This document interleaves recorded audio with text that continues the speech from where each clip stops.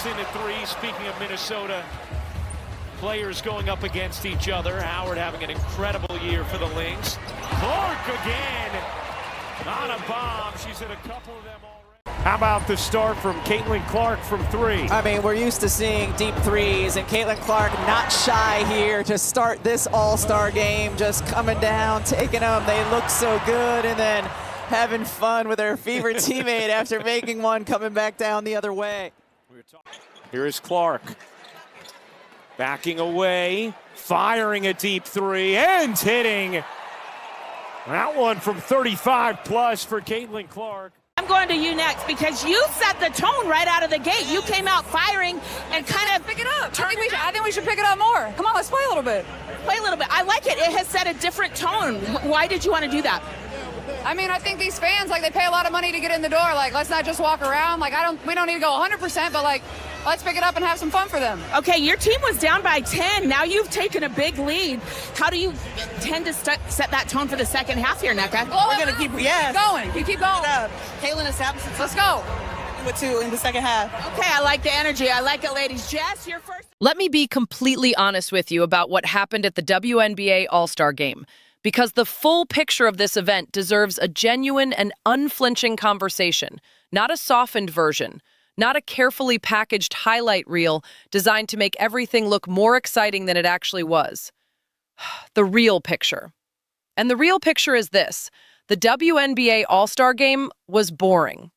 Genuinely, undeniably, uncomfortably boring. And Caitlin Clark, with a microphone clipped to her jersey and cameras pointed directly at her face, made sure that everyone within earshot understood exactly how she felt about it. That is where we need to begin, not with the box score, not with the post-game interviews. We need to begin with the uncomfortable truth that a league already navigating a challenging relationship with its ratings and its viewership showed up to one of its showcase events and delivered a performance that failed the fans who tuned in expecting something worth watching. This is not a minor footnote. This is a significant problem. And Caitlin Clark, to her enormous credit, refused to pretend otherwise. Let us set the scene properly. The WNBA All-Star Game is supposed to be a celebration. It is supposed to be the moment where the league puts its best product on display, where the brightest stars come together and remind the world why women's basketball deserves every camera, every broadcast slot, and every seat in the arena. That is what it is supposed to be. What it actually was, based on everything that played out on that court, was a group of professional athletes going through the motions. You could see it. Anyone watching with honest eyes could see it. The effort was not there. The intensity was absent. The competitive fire that makes basketball worth watching was nowhere to be found. Players were playing, technically speaking, but they were not really playing. There is a profound difference between those two things, and every genuine fan of the sport knows exactly what that difference feels and looks like. Now, here is where the story shifts from disappointing to genuinely significant. Caitlin Clark was mic'd up during this game. The cameras were on her all day. The media had been giving her access and attention throughout the entire All-Star weekend. And when Caitlin Clark looked around at what was happening on that floor, she did not quietly swallow her frustration and smile for the broadcast. She spoke, directly, pointed at Nneka Ogwumike and said, in plain and unambiguous terms, "Let's just pick it up and play a little bit. Let's just play a little bit." Read that again and let the weight of it register. Caitlin Clark, in the middle of the WNBA All-Star game, with a microphone capturing every word, called out her fellow players for not actually playing. She pointed at a veteran presence in Nneka Ogwumike and essentially said, out loud and on record, that what was happening on that court was not acceptable. That is not a small moment. That is not just an athlete venting frustration in the heat of competition. That is a player who genuinely cares about the product, genuinely cares about the fans, and refused to participate in the collective performance of pretending that everything was fine when everything clearly was not. And the reaction from the players who were called out, the kind of awkward, caught-off-guard look that tells you everything you need to know about whether they had any real response to offer. This is the part of the story that the league needs to sit with, because this is not just about one All-Star game. This connects to something much deeper about where the WNBA is right now and what it owes to the people who are investing their time and their attention in it. The league is already in a delicate position when it comes to viewership and ratings. That is not a secret. That is not something that requires inside information or analytical deep dives to understand. It is a visible and documented reality. When a league is navigating that kind of landscape, when it is working to grow its audience and demonstrate to casual fans that the product is worth their continued attention, the All-Star Game is not just an exhibition. It is an audition. It is a 2-hour argument for why this league matters. And by most honest assessments of what happened on that floor, that argument was not made convincingly. The fans who tuned in deserved better. That is the core of it. People made time in their day to watch this game. People who are not diehard devotees of the sport. People who are still making up their minds about whether the WNBA is something they want to follow. They were watching. And what they got was a performance that could generously be described as low energy, and realistically described as a group of players who were physically present but mentally somewhere else entirely. That is not acceptable for a league that needs every single opportunity it gets to make converts out of casual viewers. Caitlin Clark understood this. That is why she spoke up. That is why she pointed at Agumake and said what she said. Because Clark has demonstrated consistently and without exception that her connection to the fans is not performative. It is real. She genuinely cares about the experience of the people watching. She genuinely feels the responsibility that comes with being the most visible player in the league at this particular moment in its history. And she is not willing to just go along with a substandard effort because everyone around her has silently agreed to treat an All-Star game like a Sunday afternoon pickup run. Now let us talk about what Clark actually did when she was on the floor, because that context matters enormously. She played 20 minutes in this game, which was not unexpected for an All-Star format. And in those 20 minutes, she came out with the kind of energy that makes clear she did not get the memo that this was supposed to be a casual affair. She hit a logo 3. She made her jumpers. She finished 6 of 6 from the field. She went 5 of 14 from three-point range, which included stretches where she was clearly just letting it fly from distance. But that is the spirit of an all-star event done correctly. That is what fans want to see. She added 4 rebounds, 4 assists, 1 steal, and 3 offensive rebounds in that same span. The -3 on her line is a team stat more than an individual reflection, and context matters there considerably. But here is what those numbers actually tell you beyond the surface. They tell you that Caitlin Clark showed up to compete. She showed up to give the fans something. She came out of the gate explosive, hit a deep 3 almost immediately, and played with the kind of visible engagement and enthusiasm that the game desperately needed more of. She gave the people in those seats and the people watching at home a reason to lean forward. And she did it while simultaneously calling out the players around her for not doing the same. That is a remarkable combination of action and accountability happening in the same game, at the same time, from the same person. Meanwhile, there are other storylines from this game that deserve honest examination. Kelsey Mitchell, who was not even on Clark's team in this All-Star format, put up 26 points in 21 minutes. That is a genuine, noteworthy performance that showed what this event can look like when a player decides to actually compete.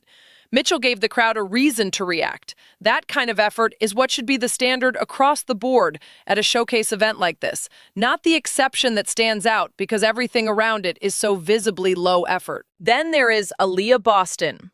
Aaliyah Boston is the highest paid player in the entire WNBA. That is not an opinion or a characterization. That is a factual designation that comes with a certain weight of expectation, particularly in a high-visibility event designed to showcase the league's talent. Aaliyah Boston played 5 minutes. 5 minutes. The highest paid player in the league played 5 minutes in the All-Star game. There is no analytical framework that makes that anything other than what it plainly appears to be, which is a player who was not particularly invested in being out there. Whether that was by design, by coaching decision, or by something else entirely, 5 minutes from your highest earner in a showcase event is not a great look for anyone involved. And there were other moments in this game that made it genuinely difficult to watch with any seriousness. There was a play, captured clearly enough for anyone watching to see it without ambiguity, where the level of defensive effort and general competitive engagement was so minimal that it bordered on embarrassing. a block that happened almost accidentally, a sequence where players seem to be operating on a completely different wavelength than what professional basketball, even in an exhibition context, should look like.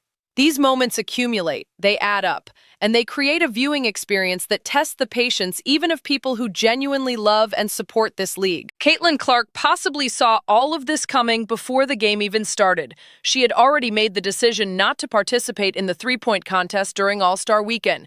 She had not been deeply engaged in several of the surrounding events.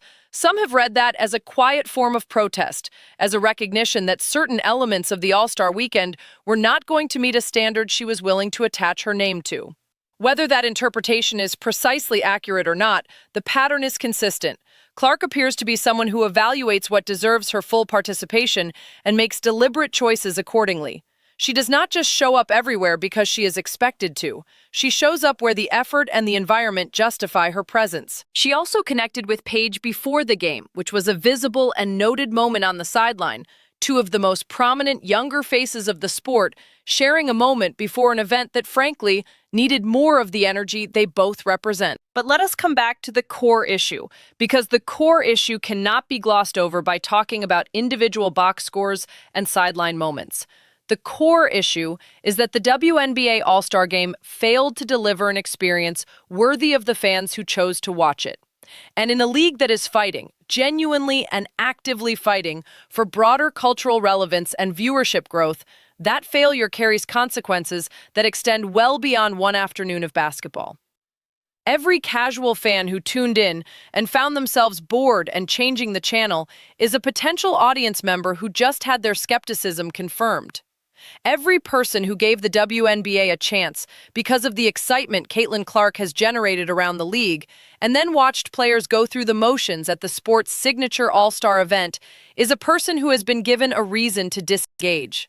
That matters enormously.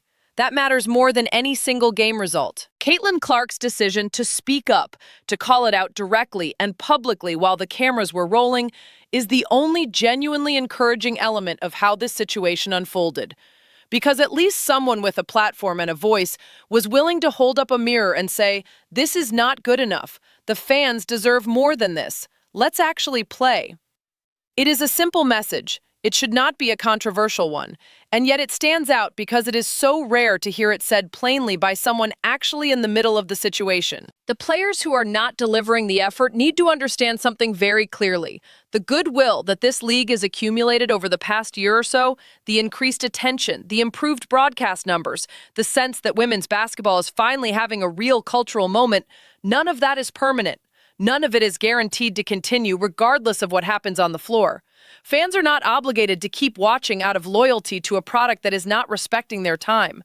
And when the All-Star Game, the one event specifically designed to reward fan investment and deliver excitement, becomes something that observers describe as boring and disconnected, that accumulated goodwill starts to erode. Caitlin Clark is trying to protect something. She is trying to protect the momentum, the energy, the growing audience that women's basketball has worked so hard to build. And she is doing it in the most direct way available to her, which is by refusing to pretend that low effort is acceptable and saying so on the record in front of everyone. That takes a particular kind of courage and a particular kind of commitment to something larger than any individual player's comfort. The league allowed this to happen. That is the difficult reality sitting underneath everything else. When you give players the latitude to treat a nationally broadcast All-Star game as optional in terms of genuine effort, when there are no standards in force for what the competitive product looks like at your showcase event, you are telling the fans implicitly that their time and attention are not the priority. The league cannot afford to send that message right now. It cannot afford it at any point, but especially not now, when the window of opportunity is open and the audience is actually paying attention. Caitlin Clark got it right. She showed up, she competed, she hit the logo three, she called out the lack of effort, and she did it all without apology. That is the standard. The rest of the league needs to decide whether it wants to meet it.